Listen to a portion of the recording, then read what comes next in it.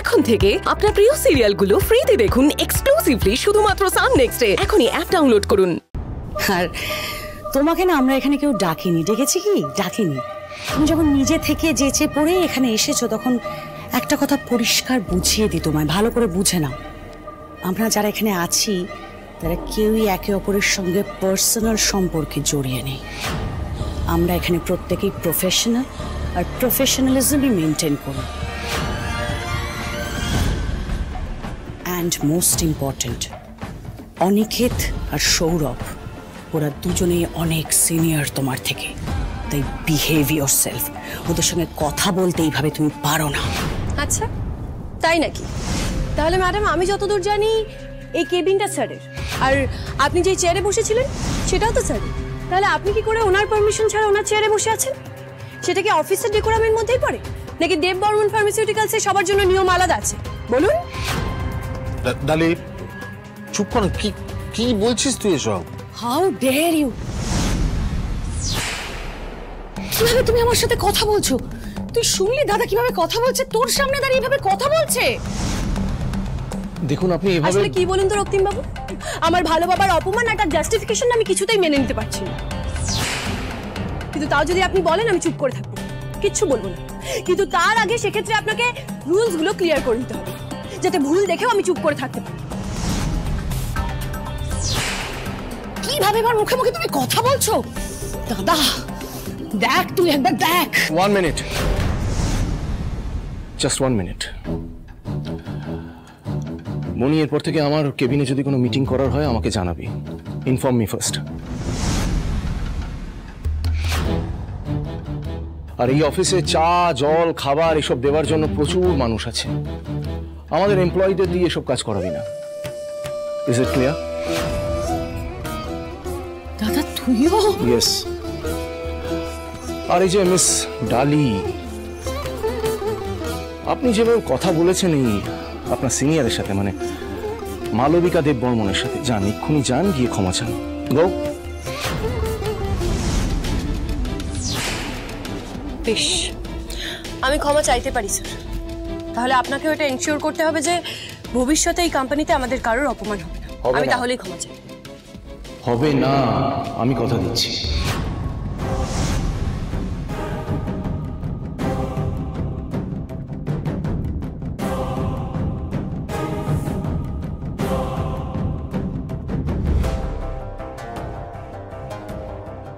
আমাকে ক্ষমা করে দিন। আপনার সাথে উঁচু গলায় কথা বলার জন্য I am sorry.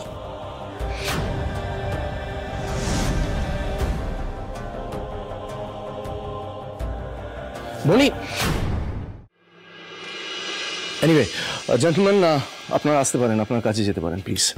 Okay okay okay.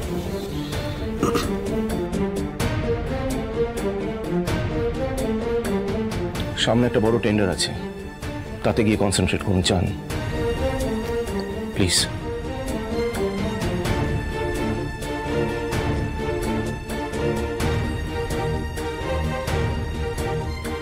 Sir, আপনি হয়তো ভাবছেন যে এই কফি বা স্ন্যাক্স দেওয়ার ক্ষেত্রে আমি বোধহয় খুব অস্বস্তিতে পড়েছি বা আমার খুব খারাপ লেগেছে, ব্যাপারটা কিন্তু সেটা নয়। আসলে ডালি আমাকে খুব ভালোবাসে, তো ও একটু ওভার রিঅ্যাক্ট করে ফেলেছে। আমি ওকে বুঝিয়ে বলে তো ওই ভুল আর করবে না। মিস্টার শেখর মুখার্জি, ভাববেন না যে আপনার হয়ে কথা বলেছি বলে আমি সবটা ভুলে গেছি। রক্তিম দেব বর্মন কিচ্ছু বলে না, ভুলিনি আমি কিভাবে দিনের পর দিন আপনি আমার পরিবারের ক্ষতি করেছেন, যে আপনার জন্য আমার পরিবার আজ ছাড়খাড় হয়ে গেছে, কিচ্ছু ভুলিনি। এর জবাব আপনাকে দিতে হবে। আমার ছোট বোন আপনার জন্য মানসিক রোগীতে পরিণত হয়েছে। বনি দিনের পর দিন চোখের জল ফেলেছে আপনার জন্য। I want an answer for this. এই জবাব আমার চাই। আর একটা কথা মনে রাখবেন, এই রক্তিম দেব বর্মনের কাছে নিজের ফ্যামিলির থেকে বড় আর কিচ্ছু নেই। আপনি যখন আমার ফ্যামিলির দিকে চোখ তুলে তাকিয়েছেন, তার উত্তর তো আপনি পাবেন। মিস্টার মুখার্জি, মানুষের কর্মফল এই জীবনেই ভোগ করতে হয়। Well said.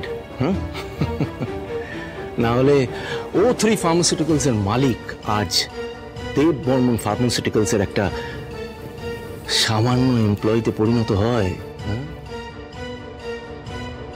এই পরিণতির জন্য আপনি দায়ী, এটা আপনার প্রাপ্য। স্যার, আমার যে পরিণতি হয়েছে সেটার জন্য আমি কাউকে দোষারোপ করি না, কিন্তু একটা কথা জানেন কি, সবসময় খালি চোখে যেটা দেখা যায় সেটাকে খুব সহজেই সত্যি বলে মনে হয়, কিন্তু সবসময় সেটা সত্যি হয় না। আপনি তো একজন বিচক্ষণ মানুষ স্যার, আপনি অন্য কারোর কথায় অন্ধবিশ্বাস করবেন না, সেটা ভুল হবে।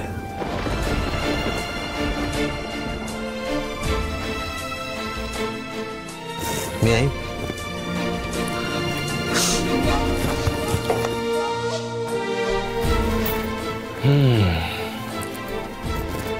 শেখর মুখার্জি কার কথা বলে গেল? কার উপর আমি বিশ্বাস করে ভুল করছি? কে সে?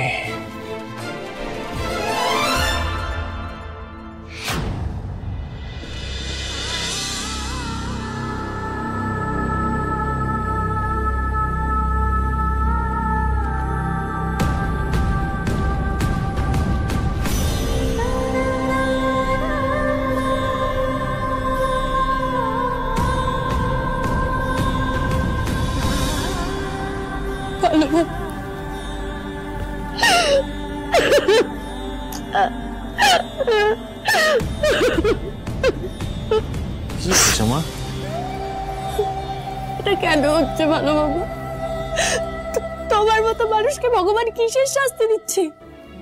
আর কত অপমান, আর কত অপমান, কত পরীক্ষা দেবো আমরা, বলো না? আর কত কত পরীক্ষা দেব? তুই পাগল, কাঁদছে আবার। মারে, জানিস ভগবান কার পরীক্ষা নেয়? যে পরীক্ষা দিতে পারে। আচ্ছা, আমি তোকে কি শিখিয়েছি ডালি? যত বিপদে আসুক, যত কঠিন পরিস্থিতি হোক, লড়াইটা করে যেতে হবে। হেরে গেলে তো চলবে না মা। কিন্তু আর কত ভালো বাবা, আর কত অপমান সহ্য করবে তুমি? এর কি কোনো শেষ নেই? এই অন্যায় কি কোনোদিনও বিচার হবে না? বলো না, কোনোদিনও হবে না। অন্যায় কেন বলছিস? আমি তোকে এই শিখিয়েছি ছোট থেকে। কাজের কোনো ছোট বড় হয় না ডালিমা। আমার উপরওয়ালা যারা রয়েছেন তারা আমাকে যা কাজ দেবেন, সেটা খাতা কলম ফাইলের কাজই হোক, কিংবা ওদের কফি দেওয়া, স্ন্যাক্স দেওয়া, সবটা আমি খুব মন দিয়ে করবো। বিশ্বাস করে ডালিমা, কাজে কোনো ছোট বড় হয় না। সেটা একটা জিনিস খেয়াল রাখতে হবে, ওরা যেন আমার দিকে কাজের জন্য আঙুল না তুলতে পারে। এই দেখলি না স্যার কি বললেন? সামনে অত বড় একটা টেন্ডার আসছে, সেটার কাজ আমাদের খুব নিখুঁত ভাবে করতে হবে। টেন্ডারে যেন কোনো ভুল না থাকে ডালিমা।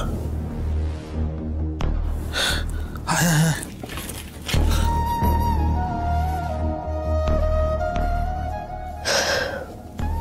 কি করে পারো ভালো বাবা এখনো মুখে হাসি ফুটিয়ে রাখতে, মুখ বুঝে সবটা সহ্য করতে? কি করে? না না, এর উত্তর একদিন আমাকে চাপতেই হবে।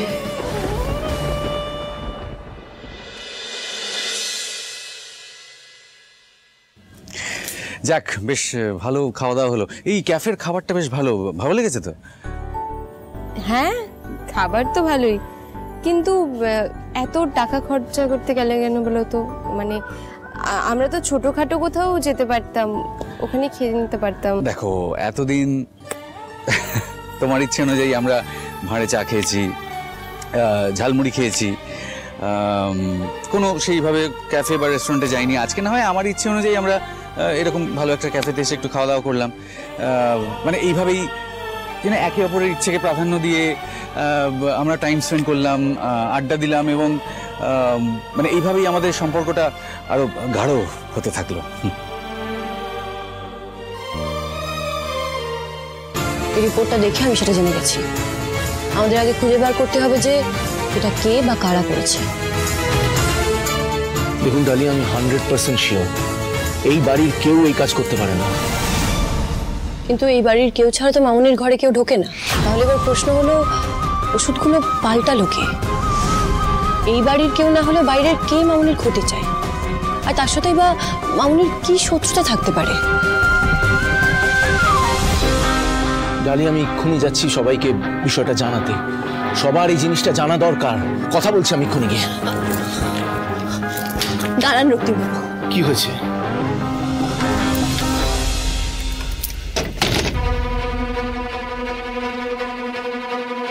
আপনি এই মুহূর্তে কাউকে কোনো প্রশ্ন করবেন না, কিছু বলবেন না।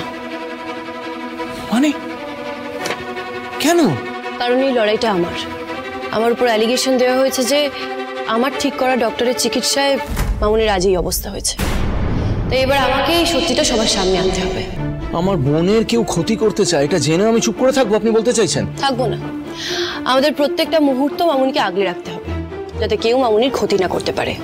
কিন্তু আসল অপরাধী কে, কে সবকিছুর আড়ালে লুকিয়ে আছে, কে ভালো মানুষের মুখোশ পরে মামুনির ক্ষতি করতে চায়, সেটা এবার আমিই খুঁজে বার করব। এবার আমি প্রমাণ করে দেব যে আমি সত্যিই মামুনিকে সুস্থ করে তুলতে চাই। আর যে বা যারা এই কাজটা করেছে তাদেরকেও খুঁজে বার করব। আপনি শুধু আমার উপর একটু ভরসা রাখুন।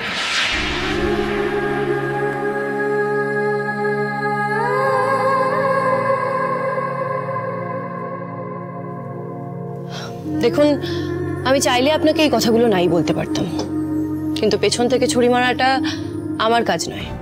লড়াই করতেই হলে আমি সামনাসামনি চোখে চোখ রেখে লড়াই করতে পছন্দ করি। আপনার মতো ভালো মানুষ যে কাউকে পথে বসাই না। দেখুন, আপনি যদি সত্যি আমাকে হেল্প করতে চান তাহলে এই মুহূর্তে কাউকে কিছু বলবেন না। আপনি যতই ভুল করুন না কেন, আমি আপনার চোখে মামুনির প্রতি ভালোবাসা দেখেছি, আর সেটা আর যাই হোক মিথ্যে অভিনয় হতে পারে না। তাই আমি খুব বিশ্বাস করে আপনাকে এই কথাগুলো বললাম। এবার এই বিশ্বাসের মর্যাদা আপনি কিভাবে রাখবেন সেটা আপনার উপর নির্ভর করছে।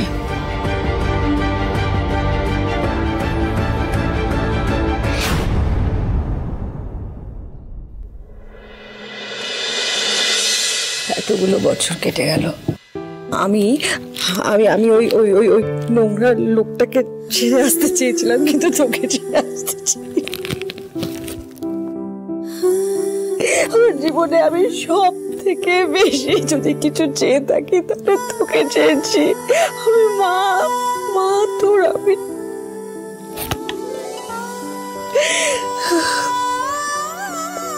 তবু এত অভিমান, একবার মাপ দে।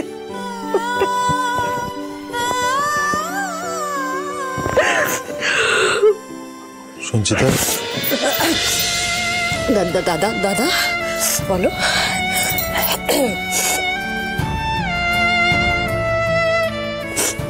আমার থেকে দুঃখ লুকাবি? হ্যাঁ,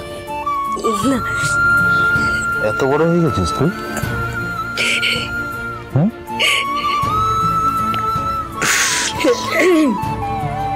সবার চোখের জল মোছাতে মোছাতে কখন কখন নিজের দুঃখগুলো ধামাচাপা দিয়ে দিয়েছিস। ঠিক আছে, আমি জানি দাদি, আপনি আমাকে এই কথাগুলো কেন বলে গেলেন, কিন্তু আপনাকে কি করে বোঝাই, আপনার পরিবারের পিঠে ছুরি মেরে আমি ক্ষতি কোনোদিনই করতে চাইনি। এটা আমি আপনাকে বলি কি করে, কিন্তু আমি বলতেই বা যাবো কেন? ওয়াই? আমি আপনাকে জাস্টিফিকেশন দিতে যাবো কেন? আমি তো প্রথম দিন থেকেই চেয়েছিলাম যাতে শেখর মুখার্জিকে একবারে নিঃস্ব করে দিতে পারি। ওই শেখর মুখার্জি আমাদের পরিবারের যা ক্ষতি করেছে তার প্রতিশোধ নেওয়াই আমার একমাত্র লক্ষ্য ছিল, এবং সেই টার্গেটে আপনি ছিলেন 1 নম্বরে। কারণ আমি জানতাম যে আপনি হলেন শেখর মুখার্জির প্রাণ ভোমরা। আজ শেখর মুখার্জির যা অবস্থা হয়েছে সেটা বনির প্ল্যানিং হলেও আমি এই পুরো ব্যাপারটার সাথে ওতপ্রোতভাবে যুক্ত ছিলাম। আমি সব কিছু জানা সত্ত্বেও কিচ্ছু বাধা দিইনি। ইয়েস, কিচ্ছু বাধা দিইনি আমি। কিন্তু কেন জানি না আমার আপনার সামনে বা শেখর মুখার্জির সামনে মিথ্যাবাদী শাস্তি আমার অপরাধ বোধ লাগছে। কি করি আমি? কেন এত ডিস্টার্ব হয়ে আছি? কেন অস্থির লাগছে? কি রে বাবা, তিতু বাবু বা জিগে জিগে স্বপ্নও দেখে নাকি? সত্যি? এবার তো তাহলে কিছু একটা করতে হবে।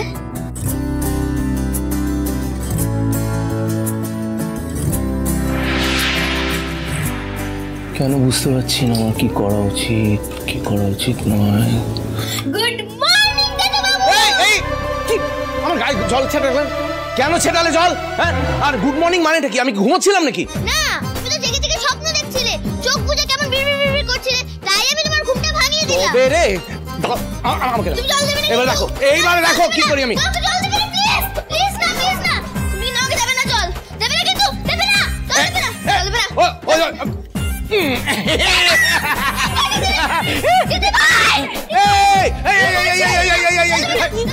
চলো চলো চলো বলছি, চলো। বাবা জল দিলেন কেন? আপনি চোখে দেখেন না, আমাকে জল দিয়ে দিলেন।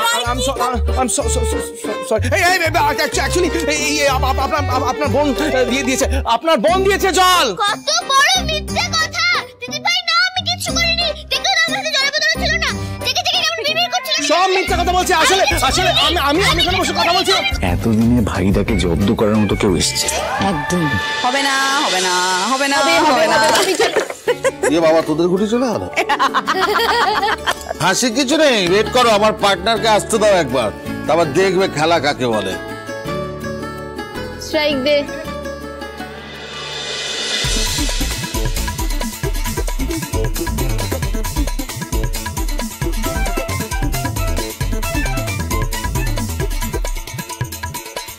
এবার দেখ খেলা কাকে বলে।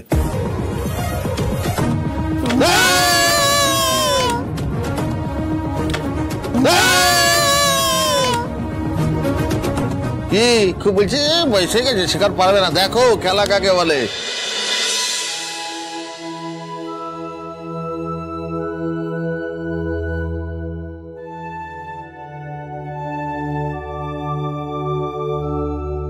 জানিস দাদা, শ্যামু না আমাকে নয় কিন্তু অন্য একজনকে মা হিসেবে জানে। আমার কি মনে হয় বলতো যে সে খুব লাকি যে মা না হয়েও মা হওয়ার স্বাদ পায়। দাদা, একটা গুড নিউজ আছে। অতি কষ্টে আমি অদিতির ডক্টরকে রাজি করাতে পেরেছি। বুঝতে পারলি, উনি কাল সকালবেলায় আসবেন, আবার অদিতি নতুন করে ট্রিটমেন্ট শুরু করবেন। ভালোই হলো অদিতির জন্য, প্রপার ট্রিটমেন্ট আবার শুরু হবে। হ্যাঁ, কি বলতো বনি, অদিতিকে যে করেই হোক সুস্থ করে তুলতে হবে। চিকিৎসায় কোনো কম্প্রোমাইজ রাখলে চলবে না।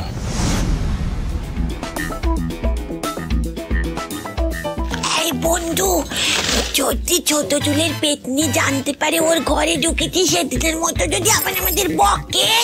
আমরা শুধুমাত্র একটু মেকআপ ইউজ করেছিলাম বলে আমাদের কত বকাবকি করলো। আজকে ওই বক্কাট মণিটাকে এমন জব্দ করব না, আর কেউ বুঝতেও পারবে না যে কাজটা আমরা করেছি। আস্তে, চলো কাজ শুরু করি।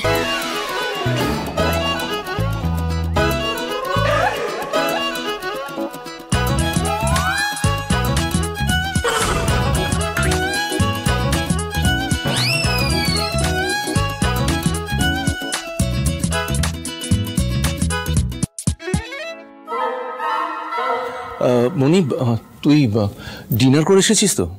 হ্যাঁ, আমি তো ডিনার করে নিয়েছি। আসলে বন্ধুদের সঙ্গে আজকে বলেছিলাম না একটা ডিনার পার্টি রয়েছে আমাদের। একটু হালকা চোট লেগেছে ব্যাস। আচ্ছা, আপনার কি বমি বমি ভাবে লাগছে? না না, তেমন কিছু লাগছে না।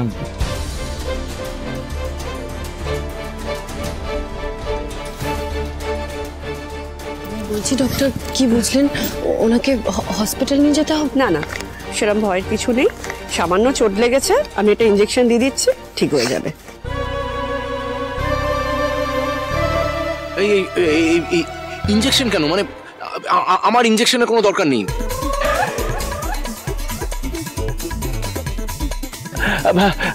প্লিজ মিস্টার দেববর্মন, একটু কোঅপারেট করুন। ঠিক আছে, বসুন।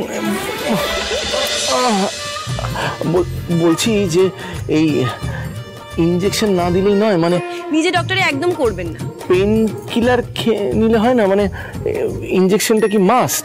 আমার মনে হয় দিদি ভাই, দেতো বাবু মনে ইঞ্জেকশনে ভয় পায়।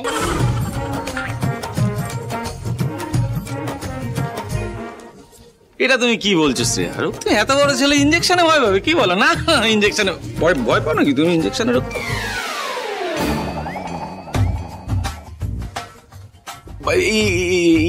ইঞ্জেকশন কেন? আমি বুঝতেই পারছি না তো, ঘটনাটা এত সিরিয়াস নয়। ডক্টর, আপনি ইঞ্জেকশন দিন। ঋষভ, শর্মিন্দা, তোমরা ওনাকে ধরো তো।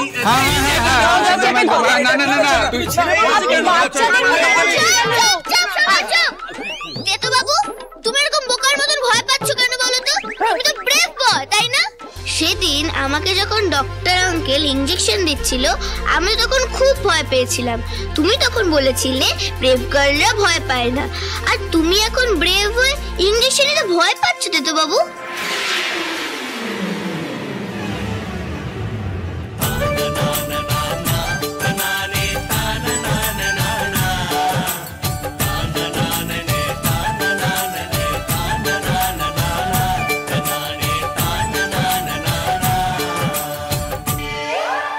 যে মানুষটা সবসময় নাকের টোকায় মেজাজ থাকে, সে এত ভীতু, এত ছেলে মানুষই লুকিয়ে আছে তার মধ্যে। 1 2 3 হয়ে গেছে। কি হলো না? হয়ে গেছে নাকি? ব্রেভ বয়। ঠিক আছে বেতন, মাচ বেটার। আচ্ছা ডক্টর, ভাগ্যিস আপনি এলেন। ঠিক আছে, আচ্ছা ভয়ের কিছু নেই, আমি কিছু ওষুধের নাম আপনাকে মেসেজ করে দিচ্ছি, ওনাকে 2-3 দিন খাইয়ে দিন, আশা করি একদম ঠিক হয়ে যাবে। আর হ্যাঁ, আজকের জন্য হাতটা স্লিংয়ে ঝুলিয়ে রাখবেন। ওকে, ঠিক আছে, সো মাচ। আসি তাহলে।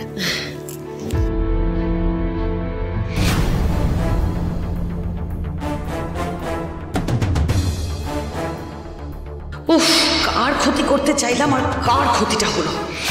কিন্তু এই তো সবে শুরু ডালি, এরপর আরো আঘাত আসবে। দেখি এবার তুমি তোমার প্রিয়জনদের কতবার বাঁচাও।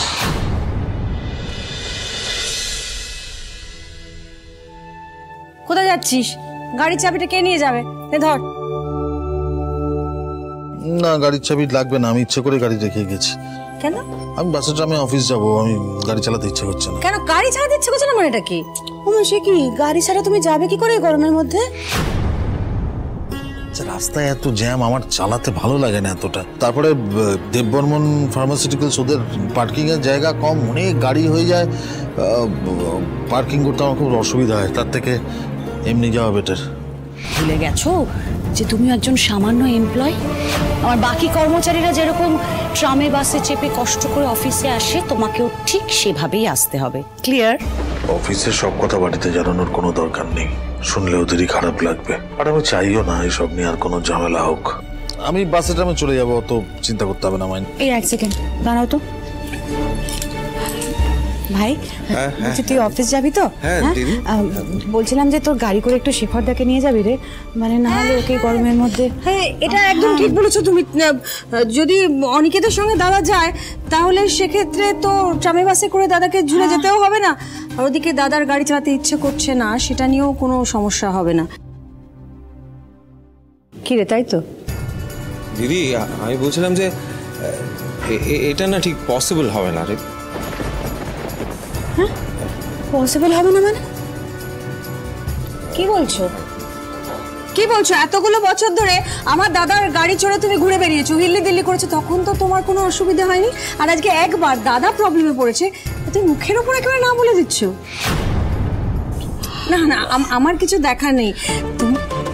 তোমার তো পজিশন বেড়েছে তাই না? পায়াও ভারী হয়ে গেছে বুঝি? এই জন্যই বলে হাতি কাদায় পড়লে না ব্যাঙেও লাথি মারে। আমি কথা বলছি ভাই, কি হয়েছে? আমি সত্যি করে বলবো, তুই শেখরটাকে কেন নিয়ে যাবে না? কি প্রবলেম তোর?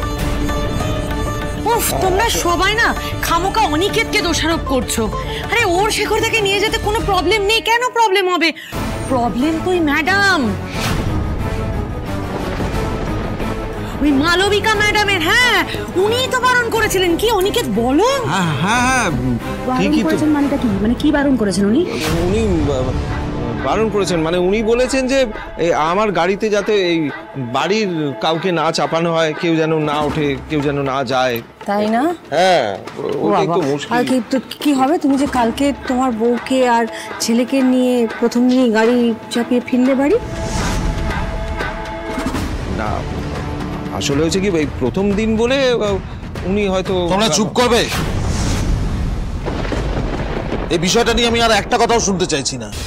আমি বাসে ট্রামে অফিস যাব, ব্যাস। না, তুই যাবি না বাসে ট্রামে করে অফিসে, ব্যাস। আমি ক্যাব বুক করে দিচ্ছি। ক্যাব আছে তো, আমি বুক করে দিচ্ছি।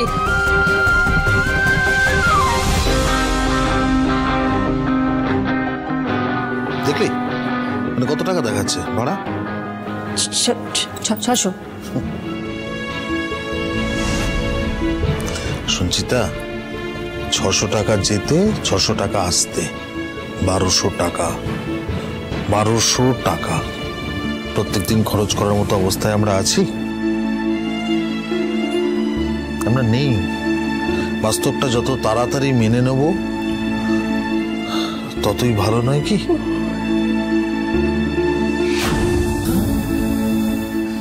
আমার জন্য কাউকে ভাবতে হবে না, আমি বাসে ট্রামে করে ঠিক চলে যাবো। আমাকে আমার টিফিন বক্সটা দেবে, আমার অফিসে দেরি হয়ে যাচ্ছে।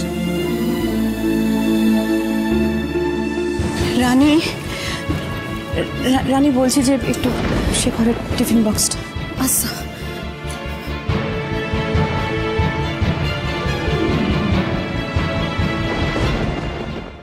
হাতে খুব ব্যথা লেগেছে না রে, খুব ব্যথা হচ্ছে। তুই চিন্তা করিস না, আমার সোনা মেয়ে আছে না, ওই দেখ ও ম্যাজিকের মতো চুমন্তর করে সব ব্যথা ভ্যানিশ করে দেবে। কমেছে? একটু খান। আর খাবো না প্লিজ।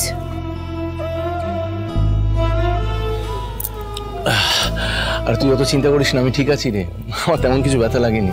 দেখুন, আপনি যতই বলুন আপনি ঠিক আছেন, আসলে আপনার ভালোই চোট লেগেছে, তাই 2 দিন আপনি বিশ্রাম নেবেন, কোথাও যাবেন না, বুঝেছেন? যাবো না মানে? অফিস আছে, অফিসে যেতে হবে। দেখুন অনেক কাজ আছে, ট্রাই টু আন্ডারস্ট্যান্ড। বেশ, তাহলে আপনার যা ইচ্ছা আপনি তাই করুন। আপনি তো সব জানেন তাই না? আমার একটাও কথা শোনেন না।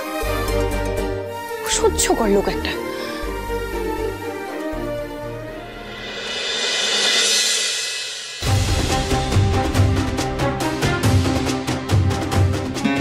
ও সকালবেলা আবার। হ্যাঁ রানীদি, বলো কেমন আছো তুমি? আমি ঠিক আছি। সন্না সাহেব, আমার একটা সাহায্যের দরকার ছিল। হ্যাঁ বলো না। তোমার দেওয়া টাকায় গাড়ি কিনে আমি ভাড়া খাচ্ছি, তুমি শুধু হুকুম করো রানীদি। শোন না, তুই তোর গাড়িটা নিয়ে একবার এই বাড়িতে চলে আয়। গাড়িটা তো আমি আজকেই গ্যারেজে দিয়েছি রানীদি, গাড়ি তো আমার কাছে নেই। তুমি বললে আমি অন্য গাড়ি। না না, আমি দেখছি কি করা যায়, তুই রাখ।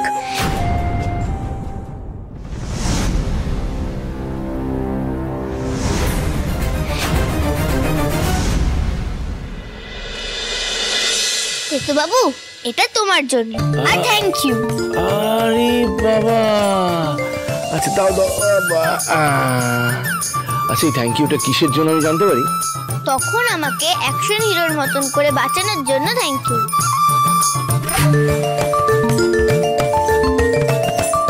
এই যে এরপর থেকে আমার সাথে ঝগড়া করবে না তো? তাহলে ঝগড়া তো আমি তোমার সঙ্গে করবই, কারণ তোমার সঙ্গে ঝগড়া করতে আমার দারুণ লাগে।